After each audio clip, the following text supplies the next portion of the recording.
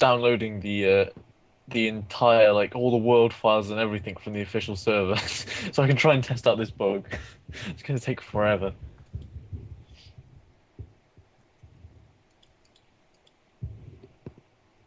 I think the world is like 19,000 files. Wait, what? That's crazy. It I mean, doesn't matter obviously, too much when you you like could running. enter It them in just manually, generates it. but, like, surely you could just put them in like 4 files, just make them really nicely organized. The way it works is that like all the chunks are their own file, and that's just if like the server crashes or someone stops it or anything like that. It's like a redundancy, so you only lose one chunk potentially, rather than like losing a world file. Alright. They're all loaded into memory when they use the start of like the game anyway, so it's not like there's like a file read and write access problem there. It's just the way it works. I remember saying before.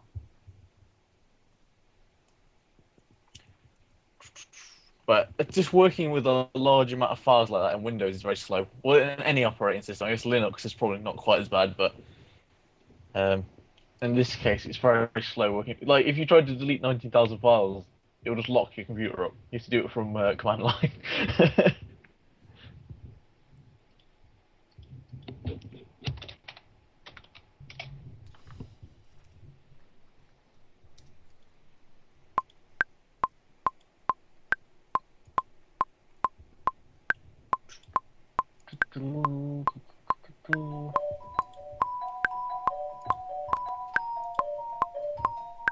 See, this Skype call is about as close as I think we're gonna get to working in an office. Yep. For the foreseeable future.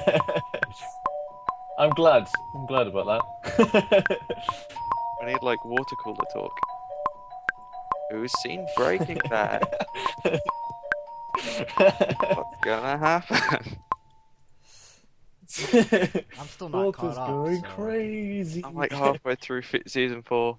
Oh, jeez. And- Yeah, I'm waiting on the season that starts in August now. I really should catch up. It's so depressing. Like, it's not something like if it's like, oh, there's a new series of How I Met Your Mother. It's like, right, I'll watch a whole season in a day, while I work or something. But if I try and do that with Breaking Yeah. Bad, like I'll just look over like every like 30 seconds and something awful's happening. Well, It's it's like, one of it's those. so bleak. It's one of those shows where you really need to concentrate on it in order to understand what's Yeah. going on for like the entire time. So Yeah. But like, if you do focus on it, you can't. It's not like you can watch 5 episodes in a row because you get to the end of it and you're like, oh man, the world sucks. Everything is wrong. well, that's It's one of the few shows where it's like genuinely surprising when stuff happens because you just don't know it's gonna get. You know it's gonna get worse and it's just gonna snowball, but it gets worse in like crazy ways that you wouldn't have guessed. yeah. Like planes. Yeah, that plane bit That was. was- I that- think we talked about it before, Dan. It was just made no sense. They moved away from that weird sort of magic plane stuff. Well, the thing is, like, I mean, after that, it gets a good balance of stuff happening. Like, I felt like in season 1 and 2, for the most part, they were kind of. It was very, very slow, but with not a lot really going on. Right. And then it was like they were like, oh, I know what we'll do. We'll try and make up for that by having all the stuff that we could have padded out across season 2, all the big things, and just have it in one really massive bit where a plane explodes. And you're like, oh, okay, thanks. And then after that, the balance is a lot better. I think that whole thing about like almost every episode having that bear floating around in a pool was a bit too artsy, considering the rest of the the show. Shot in black and white. Yeah, it just didn't. It didn't really. To me, it didn't really feel like it fit in the show. Yeah. They were kind of going for a thing where it, like, oh look at us, look how cinematographer, whatever words. how good we are. Yeah. And then it's like, and now we've forgotten about it because we're just writing a really good show. Well, that's the thing though. It felt like season 2 was when they got a bit of an ego about it.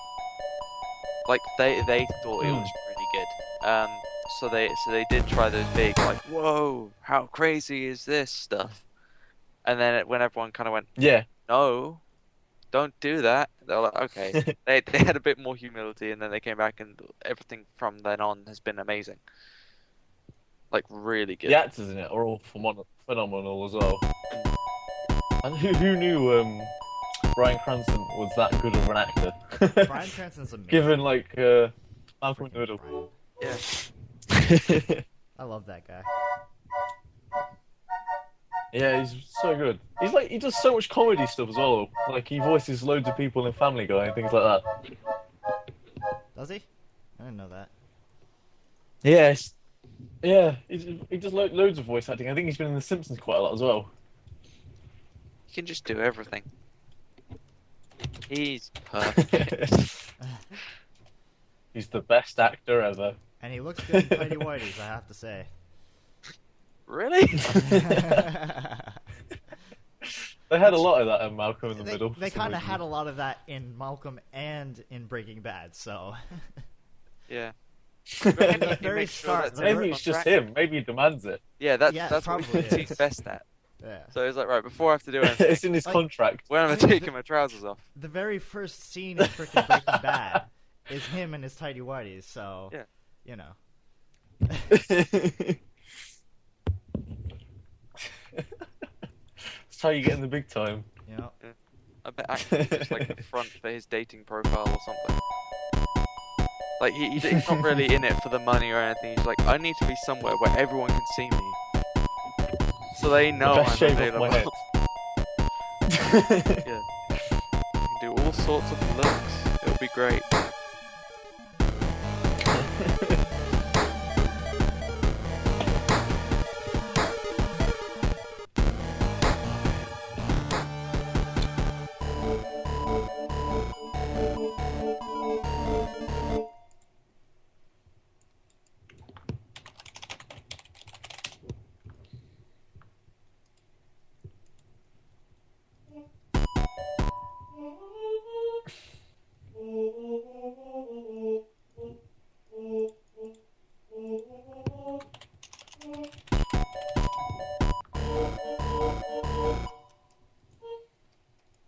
I hate Dezora sometimes. This auto logging thing doesn't work.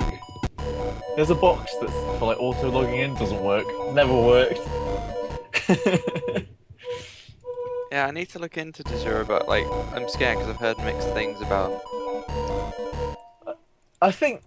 Like, Yeah, they're on the my people list. that run it. There's like 2 guys that run it. They're good guys. That said, I've somehow opened like 5 copies of it now. What the hell's going on? I don't know what I've done here. But the problem is, there's 2 guys running like 1,000 games on their store, so everything's like massively delayed. When you want something, like if you have a question or you push an update out, or like even the news posts on it have to be verified, so they take forever to go out. Oh. But they got bought by Linden Labs, so God knows what's going on. Oh, they did. Actually, No, wait, no, that that's was it. 86. Loads of stuff in... Was it No, Dezura? it's Dezora. Alright. Yeah. After that, all the analytics stuff and all the charts and stuff on the game pages were broken, but like a week after that happened, they've all been fixed, so it's going well so far. So maybe that'll make a difference. Yeah. They're good for getting onto like sales and things and stuff as well, aren't they? Like Yeah, they're like, advertise connected when- with a lot of people. yeah, Yeah, they run the back end of Indie Royale, I think. that was it. Yeah, someone was talking through it the other day. But yeah, they're good people. I think they just need more staff. I can't imagine that they don't have enough money from the store to do that. Because I mean, like, Project Zomboid must be a huge percentage of money for them. Oh yeah, that's a point. And they have like some like medium-sized games, and then they have loads of indie. It seems like the last couple of months they've just been all indie, which has been good because that's how I got it. Yeah. Or I need to contact them because like when you go on IndieDB, you automatically get a De Jure profile. Yeah. So I need to look Yeah. at how those link up and like how that can be used. I can tell you how it works if you like. Basically, it's basically the same page essentially. Yeah, there's like you get like an interface that works the same as the Indie TV one, where you can change stuff, and they're both linked together completely. So all like the descriptions and stuff carry across. So it's almost the same thing, except for you can set up your price and like your distribution branches and stuff like that. Oh, cool. Brother Johnny's asking who the So it's sexy ass Dan guy is. Oh, I know him. Hey, Johnny. I was supposed to play a game with him last night, but he never got back to me. I'm angry. I feel like I was left out in the cold. I wanted to know that.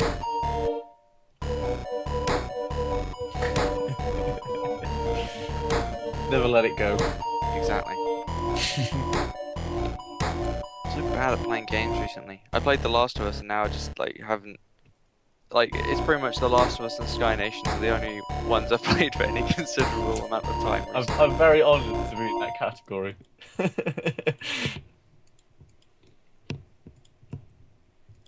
I haven't played like anything in ages.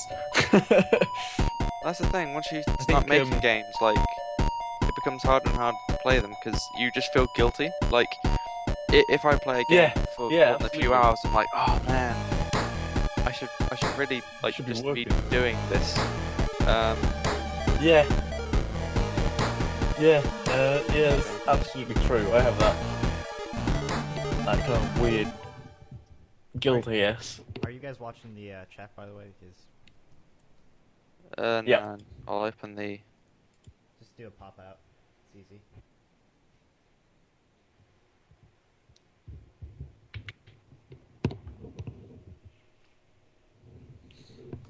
I did play Cube World with a friend for quite a while. That was a lot of fun. It's like really grindy though. I didn't expect that. Well, it's one of those games where you kind of just, it's gonna take a long time to beat it, or to play it even. To do anything in that it takes a long time. You just have to accept that I'm gonna dedicate this many hours to it. So we were like, well, we've got things to do, so what we'll do is we'll just cheat having gliders and boats with a character editor. Because like traveling in that takes a very long time to get anywhere. So having a boat and a glider just helps that miraculously. And we didn't cheat anything else because the problem is as soon as you start cheating, you start devaluing everything and making it less fun. So we just got the boats and the glider, and we were like, this is good. Now we can enjoy it. right.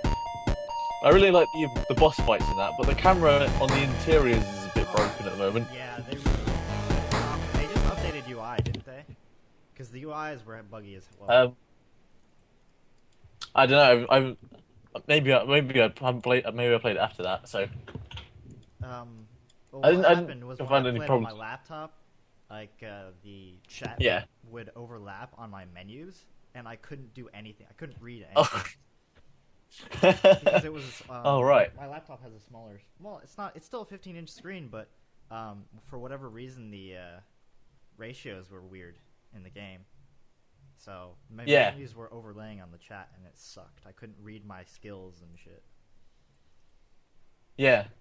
What it kind of feels like at the moment with it is that it's a lot of aesthetic, but not a lot of, I don't know, like feels like there could be a lot more depth to it. And obviously it's still in development, so. Yeah. But it feels like it's like almost concentrated on aesthetic at the moment. Yeah. But it looks great. That said, it looks great. I enjoyed the temples. Me and a friend were going down those. The difficulty is very difficult to read because I mean you can read it by color, but some like red monsters you can just own and it's not even a problem. But some will just like one hit you. Yeah. There needs to be sort of a better way for players to read how dangerous something is.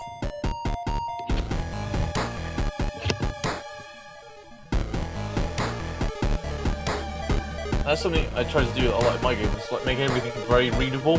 Like you know what a ship's made out of because all the colours for like the main types of sort of ship armour are massively different. So you can tell like, oh, this ship's gonna destroy me, or this ship's gonna like run into me and fall over.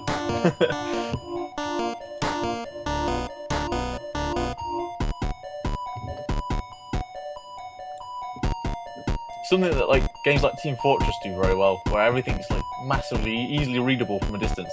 Like all the characters have hugely different silhouettes and very like they're all very styled to look exactly what they are.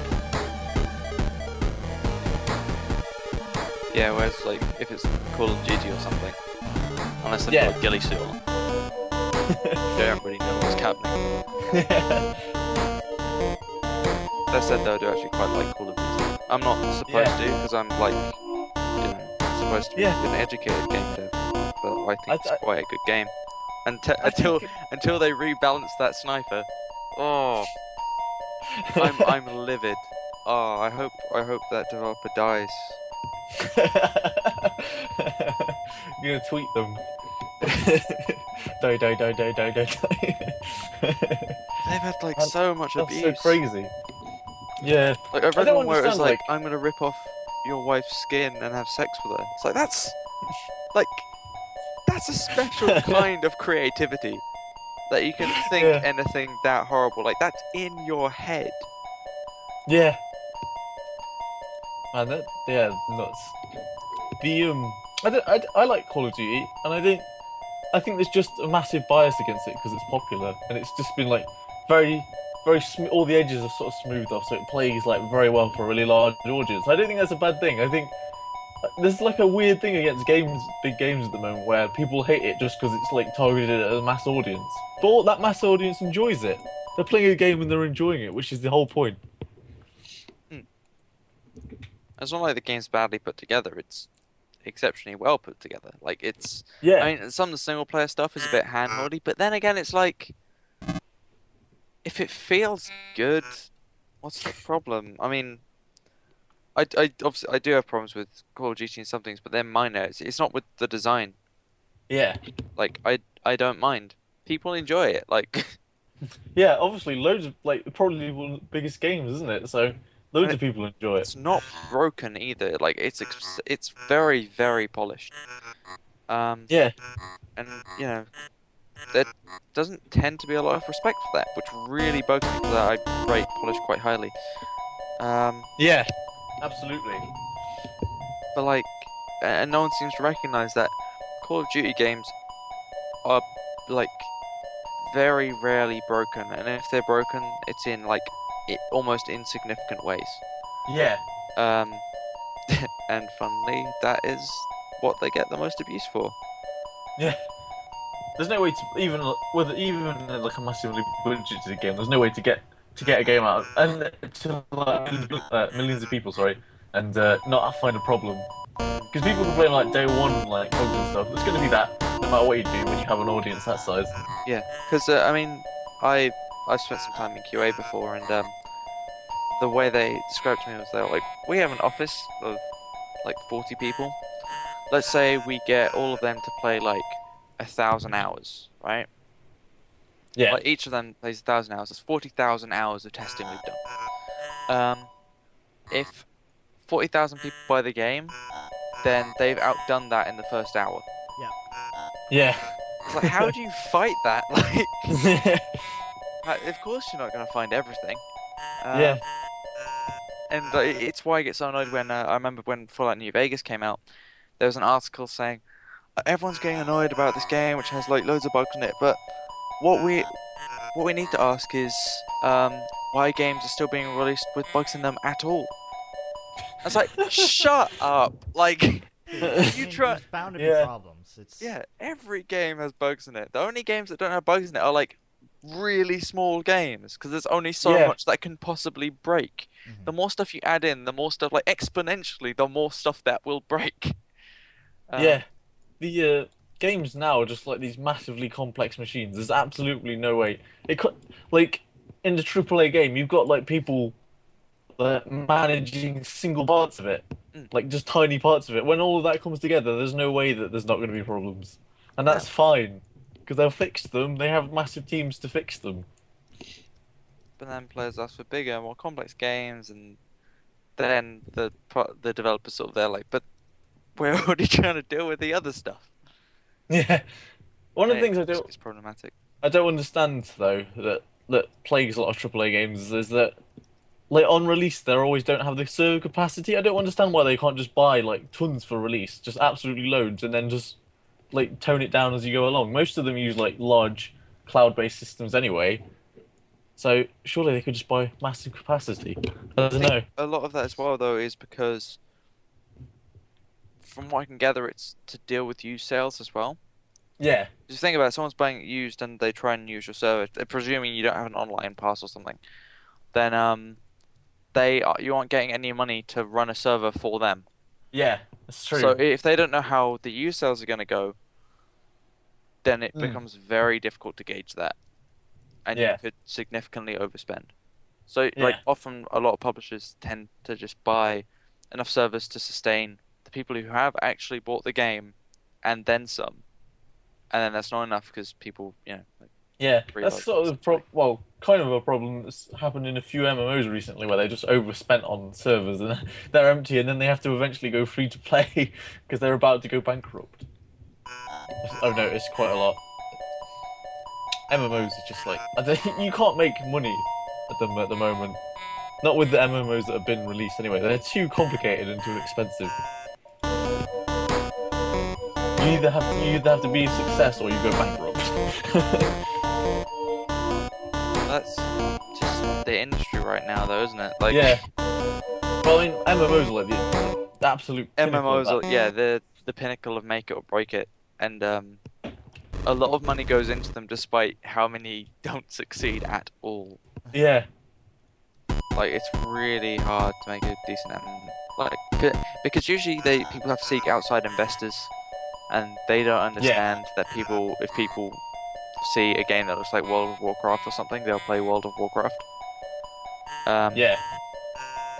So it's why only now you're seeing a lot of games come, like a lot of MMOs come out, which actually do try different things, like Firefall. They're still too tied to that one a little bit. Yeah. Although I'm not sure how well that's doing. I'm not expecting it to do well. The show hasn't received a very good reception from what I've heard, and I've been watching the show, and it's like, I don't know, it's not great. But like the whole thing was that it was supposed to be tied together, right? But all the events in the show are sort of locally within the town of Defiance and very social, like between the main characters. So I can't imagine how they tied to the game at all. I think they said that they were mainly going to start tying it together once they do the second season. Which implies the whole point that... of the thing, though, was... Like... Yeah, but I think the implication there is that they're going, we can only do these things if we get to a second season, and that definitely isn't a sure thing yet. Yeah. Right. Which is worrying for them. Yeah. Was it Defiance that allowed like cross-platform play as well? Like the PS3 and the Xbox version can play with each other. I think so, but it didn't. Well, no, it was like PC and something. PC and PS3 has been cross-platform. Ah, okay. Because of Steam. Oh yeah, because they have the Steam on PS3. Yeah. Which is awesome. But yeah. Forgot about that. That's like the only way you get cross-platform is through that. And, yeah. Never Xbox doesn't like to play nicely with anyone, so that's fine. That's their problem. Because they, I think, I don't know if this is right, but I believe Steam did propose the same thing to Microsoft or Valve. Yeah, I think I read that. But they got refused because of their. Actually, you know what? Valve said they didn't want to do it because of their update system. Yeah, on Xbox. The Xbox update system is crazy. You have to pay tons of money to put out an update, which is why games die after not very long amount of time. Especially games that have like PC equivalents, so like say Awesome Noughts or something like that. Oh, so they can't keep updating it. Xbox does have cross-platform with PC on Shadowrun, apparently. Oh, all right. That. I've never even heard of that. What? How have you not heard of Shadowrun? I've heard of it. Everyone's heard of it. What was I wrong remember with it? playing the demo and it was abysmal. It just didn't work. Nice. It was in that first era of Xbox 360 shooters where no one really knew what next gen meant. So everyone was just like old controls with like bump mapping on everything. But it meant that the gameplay on everything was just terrible, and no one could make Halo like everyone wanted to. I'm glad we're over that era of just like massively exaggerated bump maps on everything. Oh yeah. Everything looked like it was made out of like clay or plastic or something. Yeah. I mean, it was nice for like the first month. Yeah, you're of, like, oh, look Xbox at this, 360. you see all the details. Yeah, And like then when after a while, you you're saw like, Cameo, and you're like, oh, it almost looks like fur on that thing's back, and it was like really, really impressive. And then you saw it in every game, and it's like, okay, this looks like a really old Pixar movie. And then it sort of sorted itself out, which is good. people they- realise that they didn't need to make it so extreme. It's like, here, look at this bump map. We're definitely using a bump map, guys. Quick, look, check it out. It's really there. It was like there was this period where, because the Xbox 360 came out in 2005, and then it was like a 2-year gap where everyone actually learned what the heck they were doing. And then we got like Call of Duty 4, Halo 3, Mass Effect in the same year. Yeah, Call of So Duty like 4 was from that point onwards, no one's gonna be doing like really excessive bump mapping. Like everyone is gonna be on the same page. Like we need to make sure that skin looks like softer and more matte and less shiny. We haven't got quite to a point where we have really good skin shaders yet. Not in current consoles. Although that said, like you've seen like Metal Gear Solid 5. I mean, obviously most of what we've seen of that has been on next gen, but a lot of the content they've shown they've been like, it looks exactly like this on Xbox 360. Yeah. Which is crazy. Like that's insane. I mean, the only difference that apparently there is, supposedly, is that on next gen systems it will run at 60 FPS, and on current systems it will run at like 30. Yeah, I see the memory issue is like a big difference as well, because obviously you get tons more memory in the new consoles, which is amazing, because 512 memory on the Xbox. Yeah. It's terrible. But it's terrible nice when it was launched. Yeah. It's even worse now. But it's nice because firstly it would be nice to have consoles in people's homes that are one, open, and two, have enough memory that you don't have to waste time conserving a lot of it. Yeah. Like, as an indie. A lot of console development is crazy memory management. Yeah. I mean, The Last of Us meant was sick. Like, I don't even know where to start. It runs on 512 megabytes. Like, yeah. How? Yeah. I mean, one thing I have noticed is that all the models are like super low poly, but you don't notice because they've been done so well. But it's insane. I can't wrap my head around how they've done some of the things they've done in that game. But I like the idea of the PS4 where it's like, unless, like, if we were hypothetically to develop on it, yeah, there wouldn't be any concerns there. Like, yeah, everything would just run unless we'd be like absolutely insane with it. yeah. Like, you'd have to push it quite a lot. Yeah, like unless you put in some crazy memory loop, like. I think as an indie, it's almost impossible to run into a lot of the techno. We don't have like enough assets and things like that to run into a lot of the technical limitations on a PS3. Right. Like we don't have the money to make all that. I think maybe with a voxel game you end up using a lot of memory, but even still, 4 gigs of memory, you'd have to have a very long view distance. Yeah. I'm It's gonna be how that goes. So I'm interested to see whether people, like indies, attempt more technically impressive stuff on those next gen systems, or whether it stays sort of around its current level. I think it'll probably stay around its current level. The problem is like a lot of this type of stuff is that it's very expensive art assets for the most part. I mean, like the programming part of it is fairly easy for a lot of like, the high-tech rendering things that are around at the moment. The art is crazy.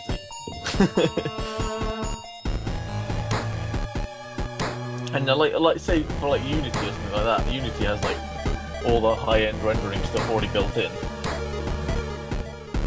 which is like, so that's like half the battle already done. Unity's nice. It's a godsend.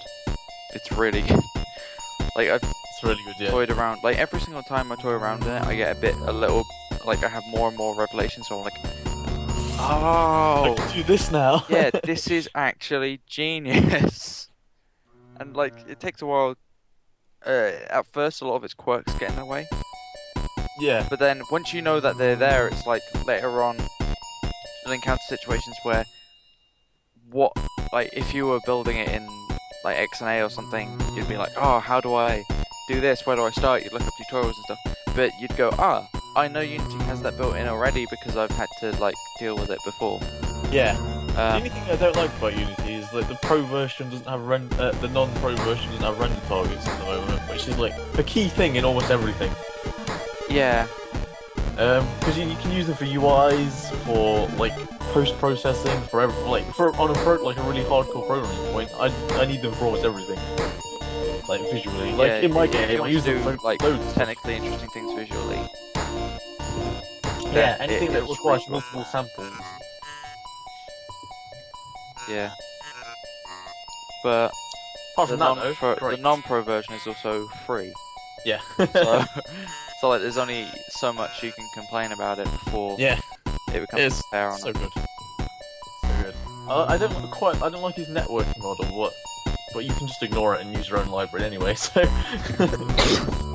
Sorry, excuse me, that was a loud sneeze.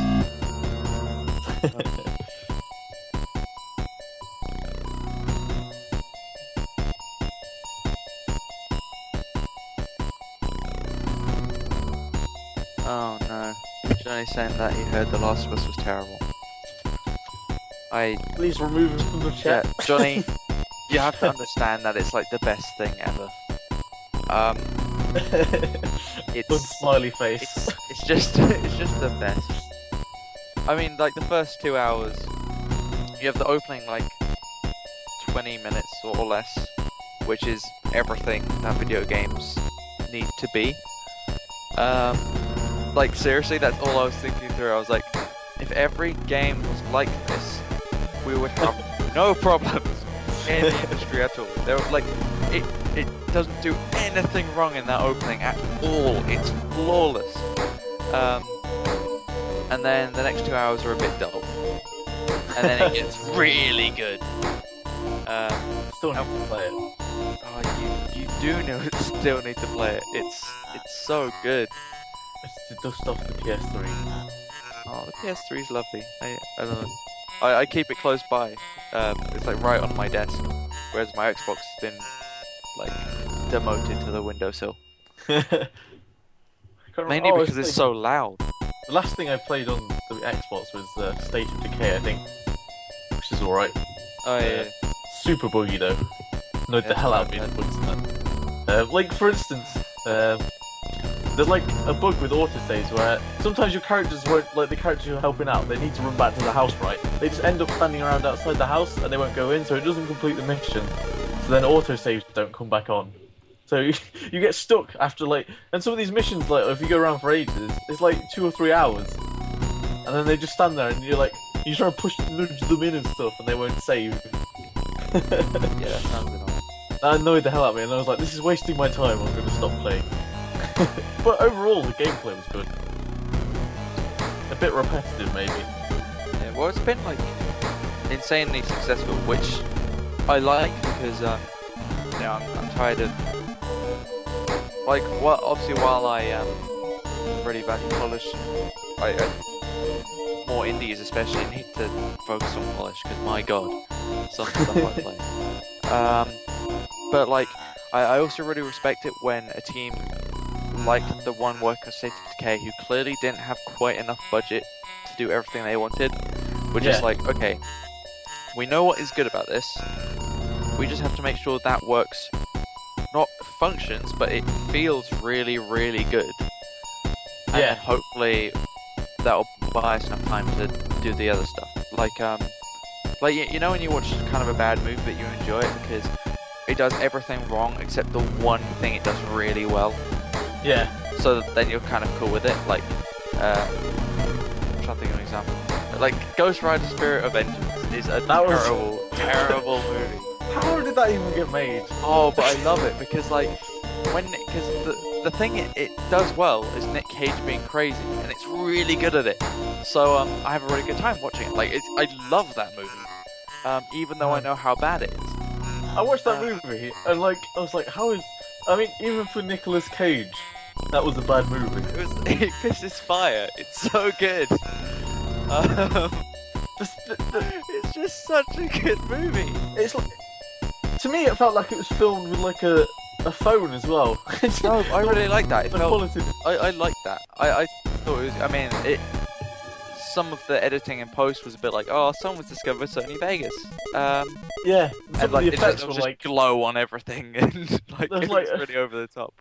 I don't know. It felt like some kind of a very amateur YouTuber or something edited together. But it's crazy. It's just so good. And what I'm saying is, I love it when a game does that same thing where it's like it's really really bad except for that one thing it does well. A really good example of that is the Wanted game, Wanted Weapons of Fate. Like, the movie was kind of trashy. Like, I liked it. I think it was actually another example of like the thing it does well. It does really really well. Yeah. I like kind of like silly action movies like that though. Yeah, but like the Wanted game is exactly that because like the story sucks. It has a story and it tries to tell it with like proper actors and stuff, and it just fails. There's like missing animation in the game. The level design sucks. Some of the writing is just awkward. Like it makes a joke about jailbait porn. Oh my god! What? That's not okay. Sound design is like super flat. The visual design is often kind of weird. It's just like it's a mess, but the gameplay is so good. Yeah. So like you don't care about any of the other stuff, and you just sort of enjoy it. Like he'll be like finding out about his father and just talking about legacy, and you're like, this is the stupidest thing ever. But I'm like leaping over graves in slow motion and shooting guys. As well as that game, like, have you ever heard about Bungie's 30 Seconds of Fun? Like, no. Mentality. Well. Oh yeah. Where it has 3. Oh, if you get 30 seconds of fun, you can pan that out for a full game. Yeah, like as long as those 30 seconds are really, really good, then the game will just like sort itself out.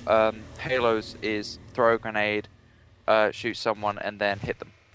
Yeah. And if you look at Halo games, that's what it is, and it is fun, and it's the only reason it works on consoles. Once it does that, but it basically goes like, if you shoot anyone, you fill up half of your meter, and then if you shoot another person, you fill up the full meter. That is enough to give you slow motion when you move to your next piece of cover. Yeah. Which means that essentially what you can end up with is doing an entire level in slow motion. Just like leaping over stuff and just shooting people. And you can also build that meter up when you're already in slow motion. Yeah. So like you'll leap over something, shoot 2 guys, and then move immediately into another slow motion. And you're constantly moving and doing this really cool slow motion swirling thing. It has a really cool twist in quick time events where it's like a quick time event, but you only control where you're shooting. So like you're like running on walls and like leaping through the air and stuff, and you're just shooting these guys. And like it's such a cool thing, and they have that 30 seconds of fun so well done that the whole game works. I really recommend picking up Wanted Weapons of Fate if you ever get the chance. It's like a $5 now, and it's so good. I was just thinking about the Halo, like that's taken over by another company now, isn't it? 343 do Halo 4, right? So I enjoyed the Halo games. I enjoyed like the story as well. Like the world is very cool that they created, and like the CGI was nuts in Halo 4. But the one thing in Halo 4 was I think they had the 30 seconds of fun, but it wasn't that fun. They sort of took that Bungie mentality, and it's basically the entire game is shooting like the same 4 or 5 enemies over and over and over and over. And that got really old. Halo 4 was amazing and the best Halo, and I love it. Because I thought, like, by the time I got to Halo Reach, I was like, okay, this 30 seconds of fun is getting stale, and Halo 4 changed how it worked a bit, in that you don't really like run up to people or hit stuff as much. You still do that, and that 30 seconds of fun is like it's okay, but it has more of a focus on running backwards and shooting stuff. So you end up with this. It almost sounds like I'm saying like it's an attack-defend dynamic where you're running towards things and then running back. It obviously isn't that, but it's two different 30 seconds of fun, and they complement each other really, really well. And they change the pace of combat, and I really like that. As well as that, Halo 4 felt like what I thought Halo was going to be before I ever played a Halo game. Yeah. So like, everyone was talked about Halo like it was the king of sci-fi, and it was like the best thing ever, and oh my god, Halo.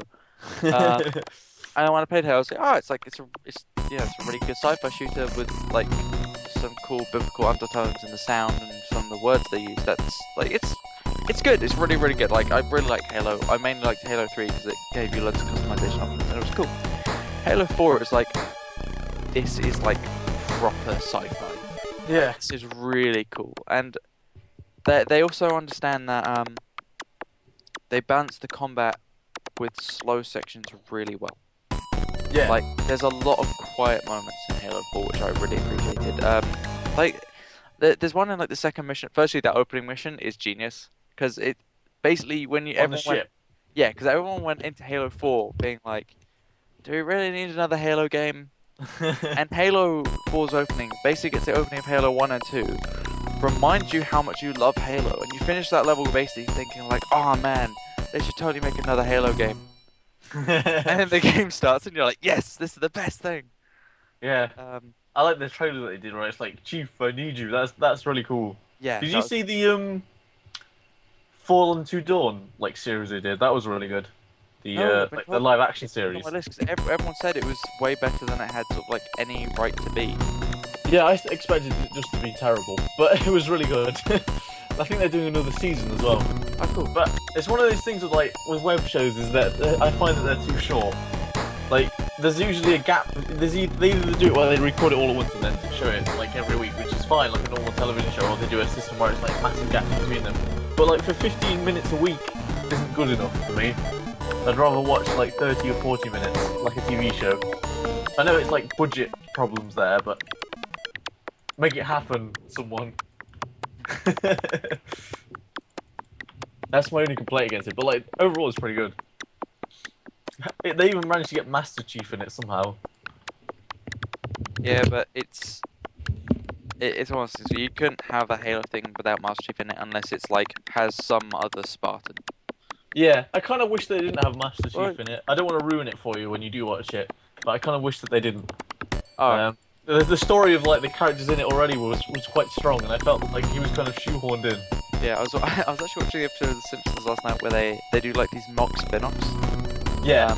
So it's like Chief Wiggum has his own like Magnum PI style show, and it's like really awkward. And they're like, maybe our friends The Simpsons will appear to wish him luck, and it's like they're just using The Simpsons as a selling point for a show that they know is struggling.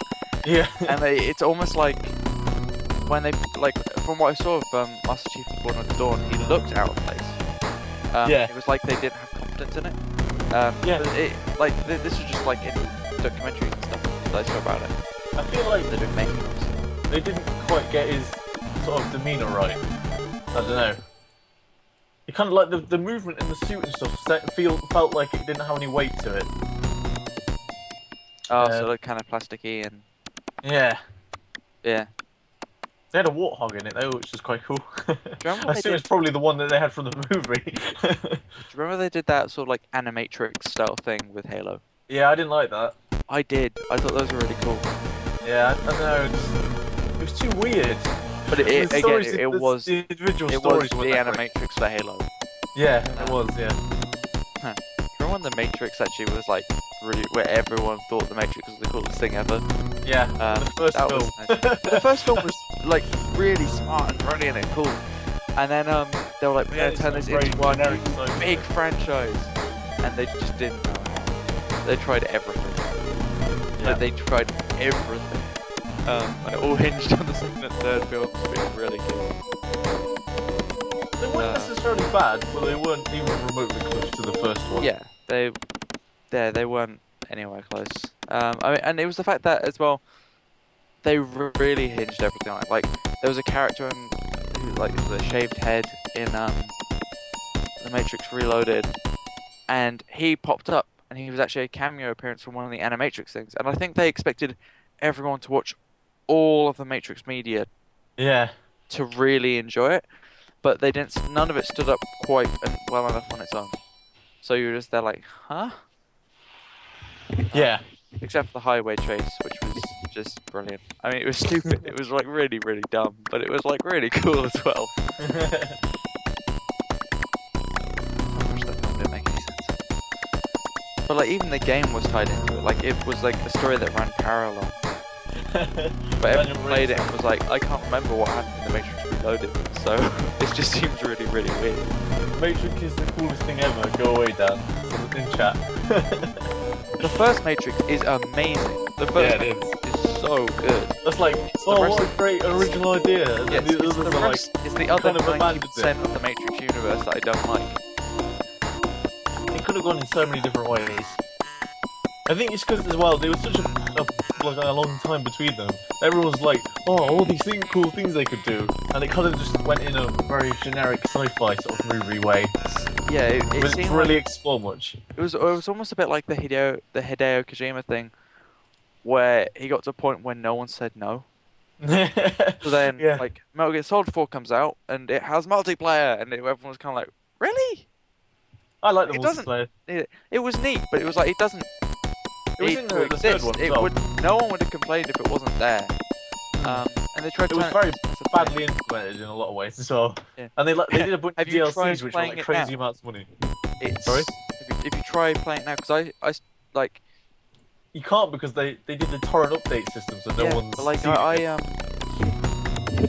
because I remember when I tried going into it, it took me like hours and hours to get it set up.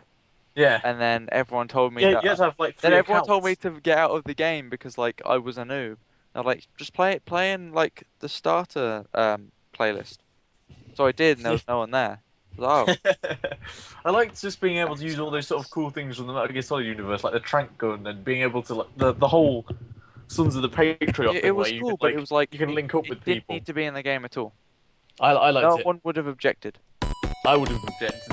Dan. But it was other stuff. Like there's just so much stuff in that game where it's like you can trim the fat of this game, and if it was a bit more focused, it would have been so much better. Like especially with the cutscenes. Jesus Christ. That said, though, the fact that I really liked that if they trimmed it, it would have made the game far worse. This is like a spoiler, by the way. If you haven't played Metal Gear Solid 4 and you care, then you really should have done so by now. Yeah. But when you go back to Shadow Moses Island, like that is the king of fan service. Yeah. Like they rebuilt the entire like part level of Metal Gear Solid 1, and they just don't care. They don't even mind. They just sort of shrug it off, like, yeah, of course we did. What's a Russian gunship doing here? And then God, they even managed to get that quote into it when he's like having flashbacks. And Optimon's like, need to change discs. They start talking about Blu-ray. I like him. Oh, it's so good. It feels like in that series, Ocelot he has no personality because they keep showing him in like as different personalities to me. Like he's almost a different person in every film, every game. That was an interesting slip of the tongue. In every game. That's the thing though, like because they got to a point with Metal Gear Solid 4 where they're like, we can't really continue anything after this. We sort of have to go backwards. So any future games are set in the past, and as a result of that, they keep fleshing out Ocelot. And it's like, okay, but I know he gets a weird mind-controlling arm later, so none of this matters.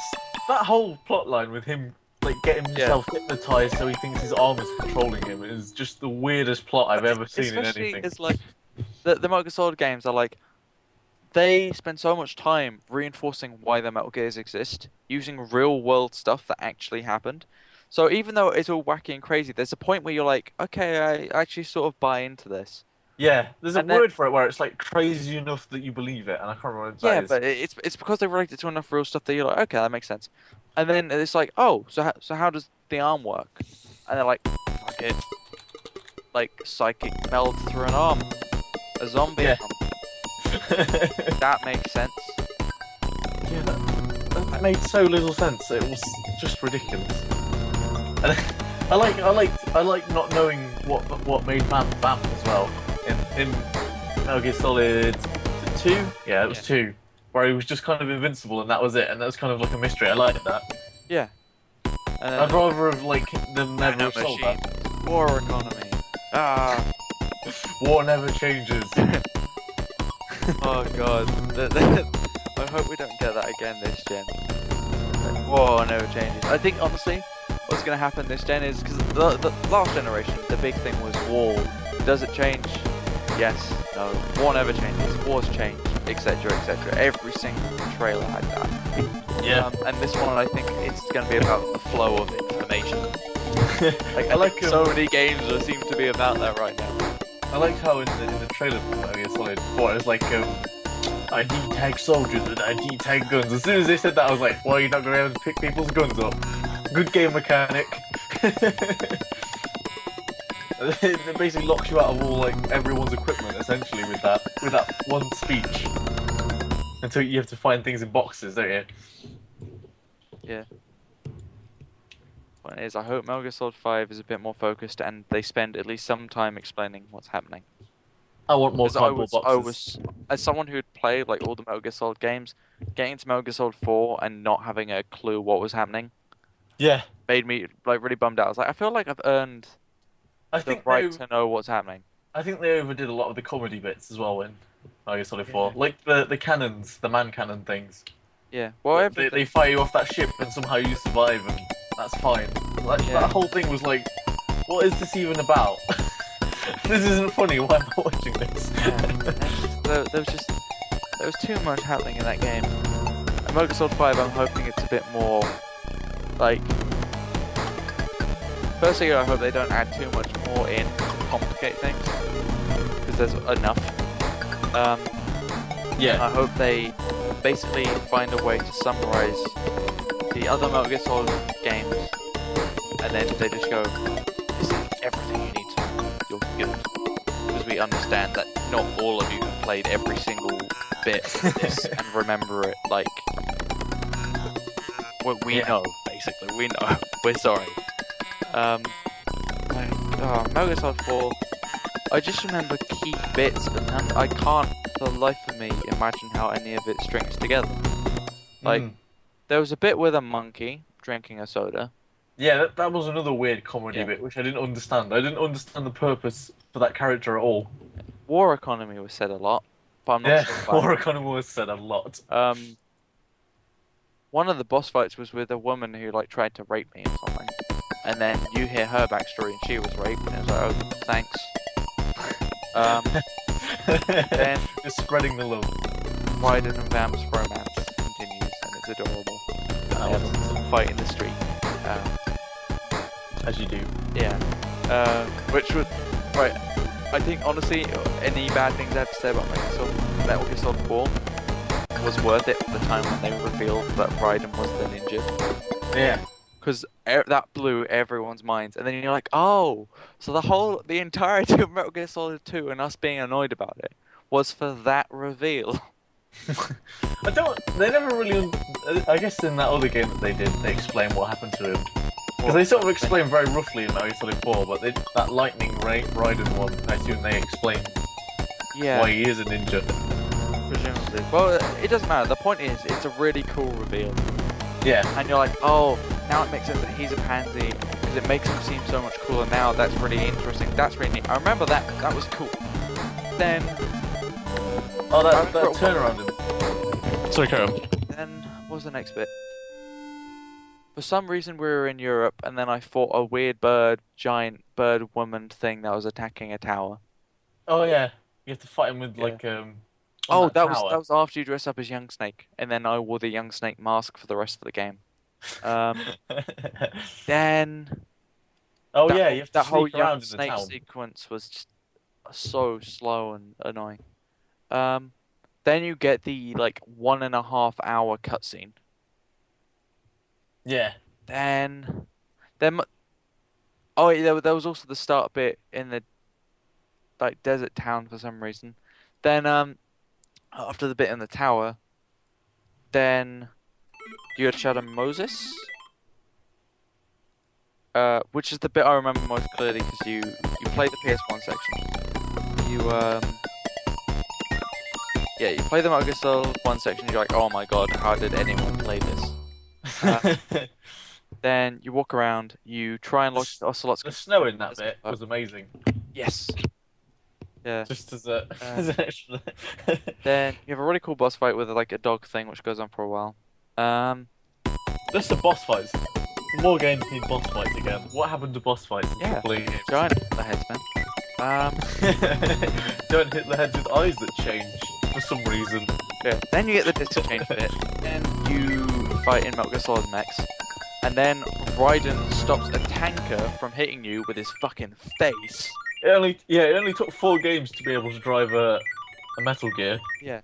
It controlled kind of horribly, but it was still really cool. Yeah. Yeah, then Raiden stops a tanker with his face, which somehow removes his arms. Yeah. And then I feel like that's a cultural coolness thing that maybe we didn't get, or at least I didn't get, when he loses his arms. yeah. So then you get man cannons onto a big ship from one other ship. Which is just the stupidest thing I've ever seen. Then you fight Psycho Mantis, and it's nowhere near as cool as when you fight Psycho Mantis in Metal Gear Solid 1, which was a shame. But you use some weird dolls to kill him. Yeah. And then this game is so stupid. And then you get to a room where Raiden's back. He didn't die from stopping the attack somehow. And then you get the coolest moment in any game ever, where Raiden kills a whole group of guys by putting a samurai sword in his mouth and leaping around. He's just spinning around for 5 minutes. Yeah, and he kills them. He actually wins. And then you actually have a legitimately cool bit where it goes split screen and you crawl a snake through this microwave radiation corridor. Oh man, that was pretty cool. They did the ladder scene in Metal Gear Solid 3 and that was kind of the same thing and were really cool. But the music. Just because you start and you're like, alright, this is kind of lame, I'm just doing a QTE to get through this. But the thing is, it goes on for 5 minutes, and after the first minute your thumb starts hurting. So by the end of it, Snake's struggling and dying and you're like, come on man, we're in this together, we're freaking doing this. Because there's no way we're not doing this now. We have worked too hard. And that was a really cool parallel. That was really interesting and really, really neat. It's also you forgot the torture scenes which are in every single one. Oh yeah. For some reason. Those are the worst that was a weird QT in every game ever. Yeah. I really enjoyed toughing really, really hard for 5 minutes in every game. Thanks, Hideo.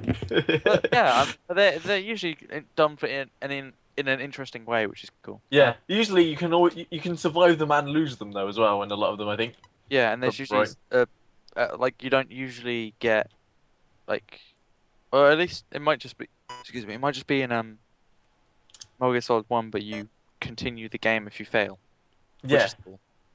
What's in the one in Metal Gear Solid 3? He takes a cord out of his chest, doesn't he, to escape after that?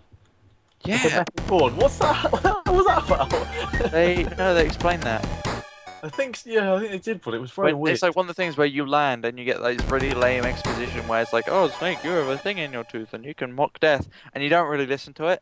And it's only later in the game you're like, oh right, that 30 seconds of dialogue. 4 hours later, it comes in useful. But I like that. I like that more than when games are they suddenly start telling you something about something, and it's well, I'm gonna have to use this now. I like the idea that the player sort of comes up with that situation themselves. Yeah. Yeah, but the point is, you get through the microwave corridor, then there's some monolith from 2001 that's also a computer, which I played the whole of Metal Gear Solid 4. I cannot believe that it does something to do with AI. Oh yeah, the big AI ship. Yeah, and for some reason that reason. ruins the world that has been functioning for all this time. It turned out, didn't it, that all the Patriots, which were Big Boss and all the other guys... Yeah, they're all dead. And they're all dead, but all their, controlling their AI, their brains or whatever, thoughts, all the way they work or whatever, is in that one thing which runs the world for some reason. Yeah.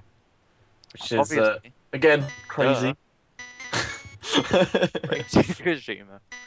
But yeah, and then you shut that down, and then you get the worst boss fight in history for no reason. It didn't need to be in the game. It could have not been in the game, and no one would have noticed. I like that fight scene. It was appalling. I liked it. It's appalling. I liked it. You cannot play it. You're just two old shirtless men wrestling the R1 and L1 buttons. And I liked how all the music from all the games play. It's easy to die, and when you die, you go back to the beginning. And it clearly made me hate the entire game. Whereas right now, I'm just sort of distasteful towards it, because it has some good bits. I enjoyed the entire game. Yeah. But then you get that awesome reveal after the credits. What was that? I can't remember. Oh yeah. It sort of ruins everything. Where otherwise it would have been like a quiet, somber, but nice ending to the series. There would have been nice duality between like Kojima hanging up his hat and the game ending. And they're like, you know what? Fuck it. We're gonna ignore anything this game has said and bring back Big Boss. And he's gonna hug Snake. They're both old men now. He's dead now. All the they look different even though they are the same. Oh wait, no, they don't. That's another thing. Why are all the no, they did explain it at some point. Right. I can't remember what it was because there was so much exposition. They do explain that. And then they have a weird goodbye at the funeral, and then the like last line is something like, "What are you gonna do now, Snake?" And Snake's like, "Live," and it sort of ends. And you're like, I thought you were like a time bomb that was gonna explode and kill humanity. Oh yeah, the Fox story. Like, yeah, there's so many parts of the story. It's crazy. Like the whole Earth. You can't just live, dude. Like, sorry, but do you remember when they had that trailer where Snake stuck a gun in his mouth? Yeah. That needed to be in the game. It wasn't in the game, wasn't it? But oh yeah, but he cops out, even though it would have been the coolest way. Firstly, it would have been iconic because no one really shoots himself in the head in games in a meaningful way. Yeah. But that would have been such a cool way to end it. Yeah. Especially if he had some sort of like "I'm not a hero" speech beforehand. It would have been awesome. But no, he hugs someone who shouldn't be alive. They kill Major Zero in front of him for some reason. And then the game ends. So then the next game is about is Big Boss, isn't it? Yeah, Big Boss again. You have a devil horn. And is it like in Q8 or something like that? It's like some it's something like that. 70s, 60s. It's a sequel to what was it called? Peace Walker, I think. It's set just that's a good game. Peace Walker is a good game. Peace Walker is amazing, especially on the PSP. Yeah. Like, it feels like it shouldn't even function, but it works really well. Yeah, I had it on the PSP. I also bought it on the PS3 so I could play co-op with my friend, and that was really fun. But at the same time, it is also a little silly that the PSP, in terms of like buttons and stuff, was basically designed perfectly for the Metal Gear Solid 1 and 2 control scheme. Yeah. And then what do? They do the Metal Gear Solid 4 controls without an analog stick. Yeah. Jesus, guys! I mean, it does work. It barely works, but it does work. It's like, if you just done like the traditional control scheme, it would have saved us all of the headache of trying to get these to work the first time. I feel like it's a massive issue for like very actiony games on the PSP is that I don't think it's like its whole control setup wasn't that great. I haven't played the Vita, so I don't know about that. I assume that's a lot better. It's lovely. We love the Vita's the best thing in the whole world. I love it. It's like the only system I play properly, really. Yeah. Because like usually if I play games, like if I'm at my desk, I don't play my consoles very much because I'm like, oh god, I should be working. But if I'm in bed and I can't sleep, my Vita's just there. Or like if I'm on a long train journey or something. Yeah. And it's got some pretty solid titles on it as well. The game that didn't work the most, that was like one of the biggest PSP games, was Monster Hunter, which I always remember, which had like the worst controls I've ever played in any game. Yeah, but I enjoyed the game, so I enjoyed them. Yeah. And then there was Persona 3 on the PSP, which was just the best thing ever. That was actually the best PSP game. Also, MotorStorm on PSP was really good. Yeah. Like, really good. I mean, I wasn't a big fan of MotorStorms 1 and 2. Like, it was MotorStorm and there's MotorStorm Pacific Rift or something. Um, and then they made Arctic Rift, and it Yeah. was like the coolest thing. It worked so well. Um, like everything clicked. Everything about it felt good. And then they just knocked it out of the park with MotorStorm Apocalypse and MotorStorm RC, and now they're making Drive Club, and I am so excited about it because they know how to make games. Yeah. I'm really excited about Drive Club and the PS4 in general, but especially Drive Club. It's such a pretty game. Like the big like realistic driving simulators on next gen consoles are the new Forza and Drive Club. They're both very, very nice graphics. But the thing that seems to have happened is Drive Club has got those good graphics and it does amazing things with art direction. Like really, really subtle things. Like the way they handle sunsets and stuff. They don't just make environments that look realistic, but they do ones where it's like they are nice places in really subtle ways, but they're places that you would want to be. Yeah. And then they just let you drive in them, and that's brilliant to me. I really like that. I think it's the tall trees side to me talking, where it's like I just want to places. But yeah, I really like what Drive Club are doing compared to Forza, where it looks like a driving game with better graphics. Whereas Drive Club seems like a proper like this is like the experience of going out and like on the road and just seeing nice things is all about. As well as obviously you drive as well, and it's free. Yeah. It's free. Like that's so cool. Hey Dan. Yeah. Can you guys listen through and give me some feedback? Oh sure. And also pose in the chat. So. Hey, Poe. Oh hey, how's it going? It's not Game Design Dean. Right, GameDesignDan I have nothing to do with, honest. It's Game Design Dean.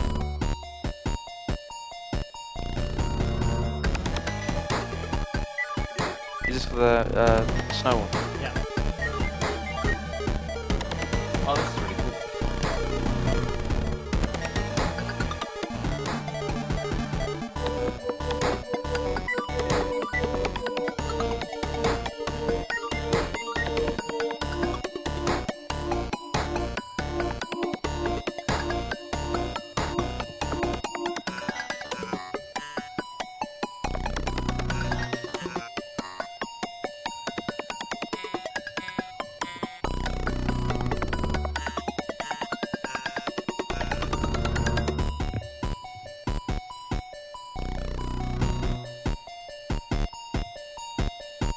cool. Oh, this is really cool. Yeah. It looks really nice as well. I was waiting for everyone to finish like watching it on their day. Yeah, it was really nice. Any changes I should make, or? I can't think of anything. I think it sounds really good. It works with the current stuff. Yeah. Alright, cool. And like, it will look good with the art. Yeah, I just gotta figure out what I'm gonna do for the boss music then. Because... Yeah. Making the game 4 times bigger. Yeah. Wait, we're adding 3 levels or 2 levels? Well, currently there are 2 levels, but I know we mentioned maybe at some point doing like a really ridiculously over-the-top happy one. Oh, okay. That's awesome. I can do that. That's fun. Cool. And like you can just go nuts with that. Oh no, like, I will. It's gonna end up. Don't like, even make it fit with the current stuff. It needs to feel. It won't. It'll crazy. be a chiptune, but it'll be happy. A bit like the cow level in Diablo 3. It's like all sunshine and rainbows. Well, I have I did something for Six-Sided Sanctuary that's somewhat happy. So. Nah, Six-Sided Sanctuary is a really dreary game. Yeah, no, it is. But... It's yeah, I cried in the first level. I was so depressed. Overcome with emotion. Yeah. So did you guys beat that yet, or? No, I'm a few levels in. I need to go back to it. I haven't had a chance to play it. I haven't, like, coming out of programming, I haven't felt like doing a puzzle game. Yeah. So definitely noir style. Yeah, definitely. SSS is my only noir styled game, I think. Yep.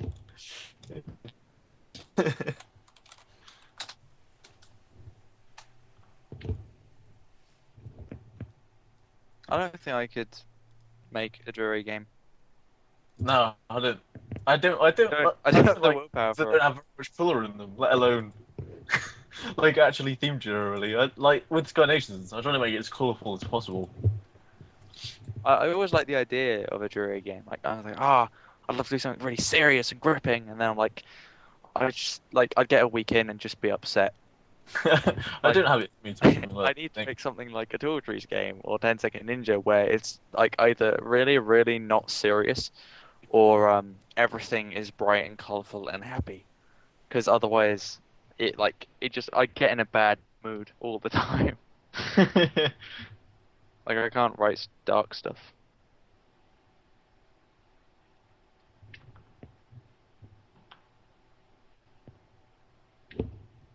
Oh, Poe asked you something in chat. Someone made a Hexagon Twitch account. Why? What could they see? I always figured that Hexagon bot would be like a mistake retweeting all the Six-Sided Sanctuary stuff. Like it was just some bot that didn't know what it was doing. Because Yeah. cubes are only hexagons at certain angles, I guess. I wouldn't have thought of them as being the same thing. So it seems really weird to me that they seem to like not because Six-Sided Sanctuary isn't a really good game, but like just because it isn't actually about hexagons. Yeah. Is that what that bot is about? It just retweets things related to hexagons. Yeah, because there's Just anything. Anything with a Of few course. keywords. Yeah. Why It did I actually has quite a lot of even followers. question that? It has like 10,000 followers for some reason. Yeah, people really, really like hexagons. I want to know who their followers are. Like, it's just like mathematicians or something, like Yeah. getting off on it, or like I just don't understand who's really interested in hexagons. Are there other ones? Are there like heptagons, octagons? I didn't see any other ones. I mean, I think I once tried to look it up, but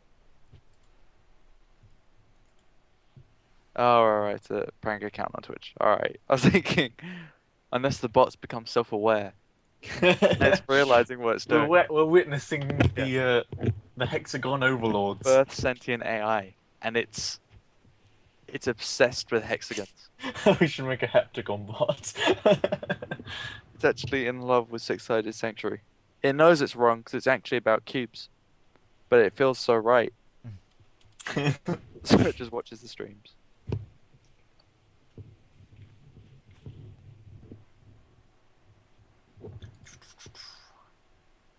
Oh man, I have no idea where this pause is coming from. The service. I've just been like timing everything. I know it's there, and now I've got it recreating on my side, like locally, but I still don't even know where it's coming from.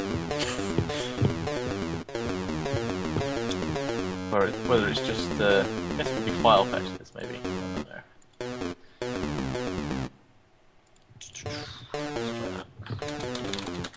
I didn't think it existed a long time ago either, so we never had this problem until like the last few updates, so maybe it's something to do with that.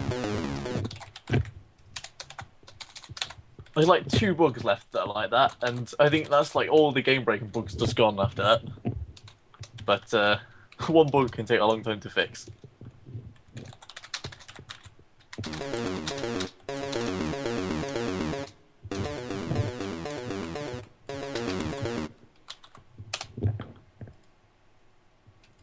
Well, they're not even game-breaking, I guess, but they feel like they're major ones to me.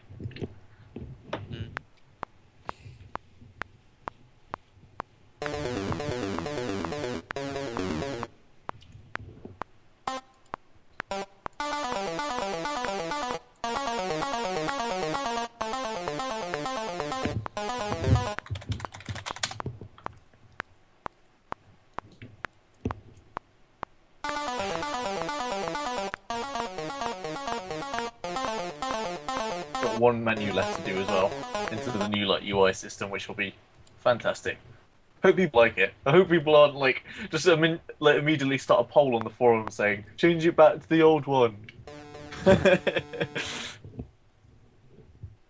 What happens a lot is like people all request like something. So like everyone was saying the night was too dark, which I kind of agreed with.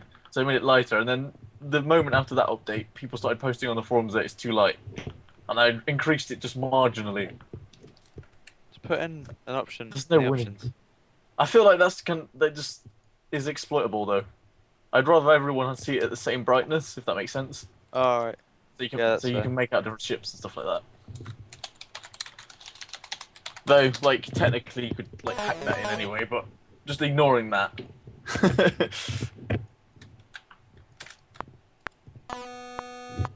We could do so much in multiplayer games if we didn't have to worry about people trying to hack things. Yeah.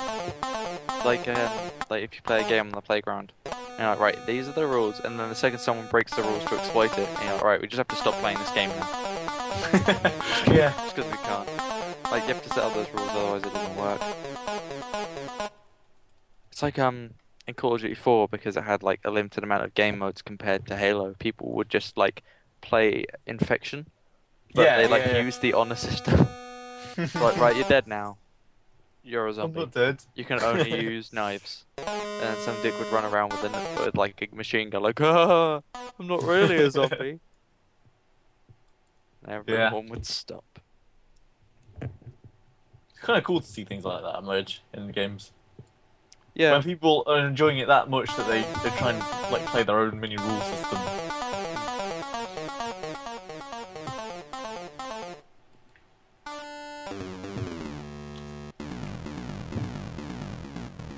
Well, that's interesting. It's not even. I was like, maybe like, there's like a thread lock going on here where it's like, where it's checking where files exist and stuff like that. It's not even logging that the. It's not even checking the file exists for some reason, which is a strange.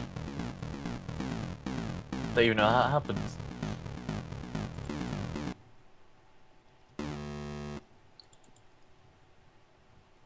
It's got to. What's going on here?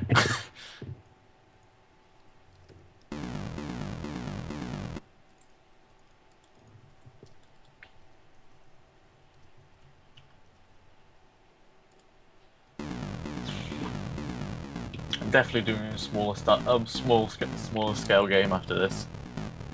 Never again. Go bigger. Get out. Make real airships. Oh god. I definitely won't be doing voxels again. I enjoy voxels and you can do a lot with them, but never again. Mm.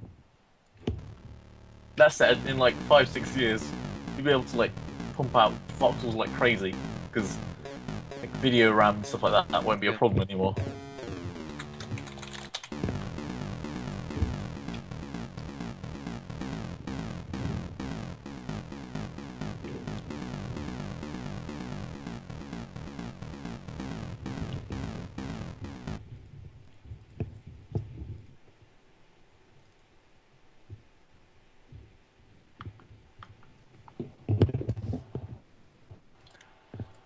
I think that's a long way off anyway, either way.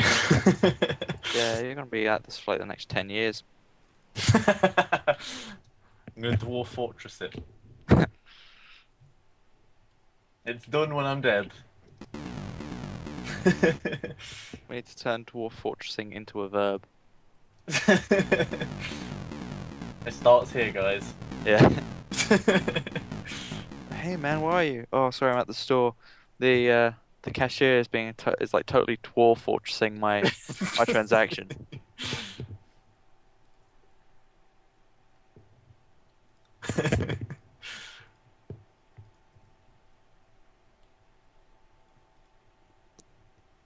Where is this lag coming from? Well, it's not from that. This is just... I'm just shooting in the dark at the moment. There's so much stuff it could be related to.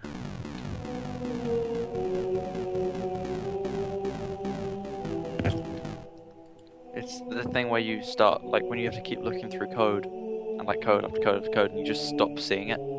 I can't fix this if I can't see the code. So, Sort of just blurs into letters. there's so many things related to when a player logs in, like loading up the world and loading up different things and stuff like that, that I just have no idea. Just keep taking things out until it stops taking It's too ages. big to take things out. Ah, it's fine. What's the worst that could happen?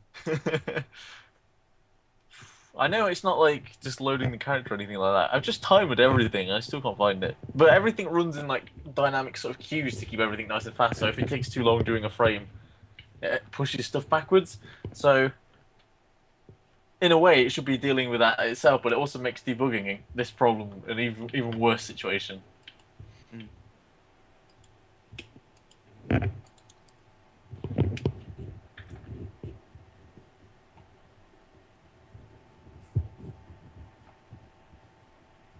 Yeah, I think I'm burnt out for now. Yeah.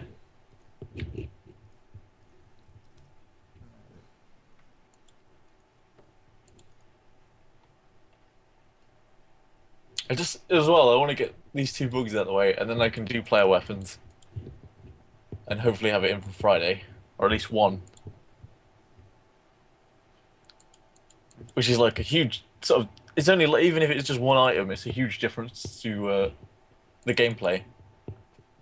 Yeah. Wait, what? Shadowrun is free and next month on Xbox Live. And we should all play it. Wait, Given how? our astounding reviews. The new game or like the old one? Like, well, actually, there's lots of ones. Not the SNES one.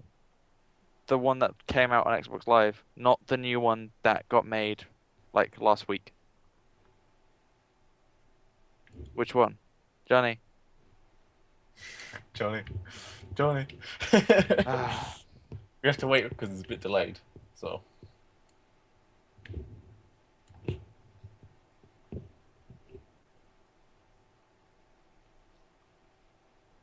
Johnny, if you tell us, I'll play Spec Ops. Answer the man.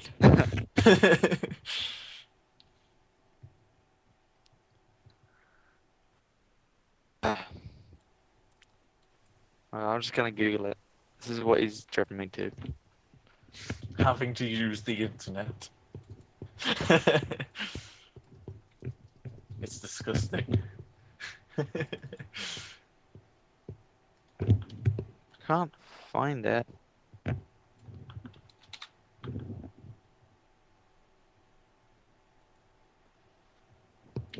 It was a weird game though. It completely misunderstood what Shadowrun the original was. Because the original was like a really like deep RPG. It was almost sort of Deus Ex-y-ish Yeah. for SNES. And then on 360, it was just like Halo. I never played either, I think. The point was they were very different and people didn't Yeah. like that very much.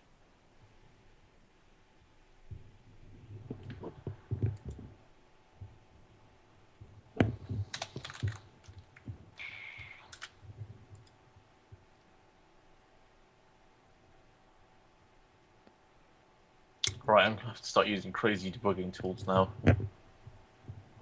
It's time to open up all the windows. The problem is like the base, like the Visual Studio profiler doesn't profile execution time, so you can't tell. All I want is how I want to find the thing that took the longest to happen. But it's all based on like the things that were called the most and things like that. Mm. Which is sometimes useful, but not in particular in games. I don't think there's any free ones anymore that are any good. .NET profiler execution time. Help me, Google. And the top one is like a $10,000 one. Great.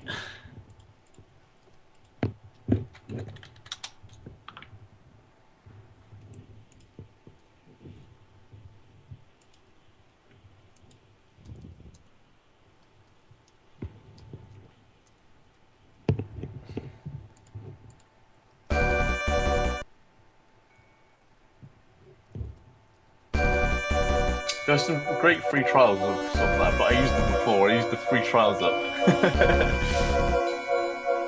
and they were really good. But they're like enterprise style ones. So.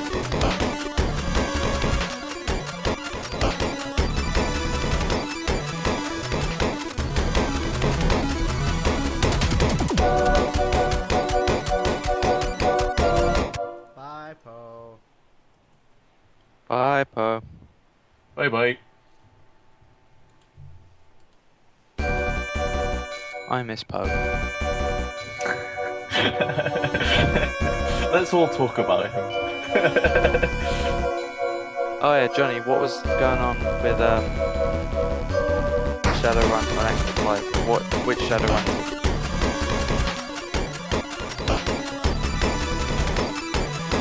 I don't care what you do. League of Legends. This isn't no time for League of Legends. Johnny, which Shadowrun is coming to Xbox Live free next month? Come on.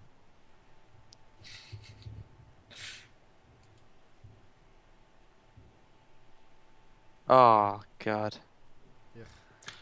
That wasn't the news I wanted. Okay. Thanks, Johnny. You've let everyone down. Thanks, Johnny. Ah.